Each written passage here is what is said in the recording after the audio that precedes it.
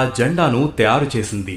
ఎరుపు పసుపు రంగుల్లో ఈ జెండాలో బెంగాలీ పదాలతో బోండే మాతోరం అని ఉండేది. ఇక 1906లో మరో జెండాను కూడా రూపొందించారు. నీలం పసుపు ఎరుపు రంగుల్లో ఉండే త్రివర్ణ పతాకమది. ఆ జెండాపై దేవనాగరి లిపిలో వందే మాతరమని ఉంటుంది. 1906 ఆగస్టు 7న లఖత్తాలోని పార్సీ బగాన్ స్క్వేర్లో మొట్టమొదటి అనధికారిక జాతీయ జెండాను ఎగురవేశారు. ఎరుపు పసుపు ఆకుపచ్చ రంగుల సమాంతర చారలను కలిగి ఉన్న ఈ జెండాను కలకత్తా ఫ్లాగ్ లేదా లోటస్ ఫ్లాగ్ అని పిలిచేవారు. బెంగాల్ విభజనకు వ్యతిరేకంగా పాటించిన బాయ్కాట్ డే రోజు భారతదేశ ఐక్యతకు గుర్తుగా సురేంద్రనాథ్ బెనర్జీ ఈ జెండాను ఎగురవేశారు. ఆ తర్వాతిది బెర్లిన్ కమిటీ జెండా.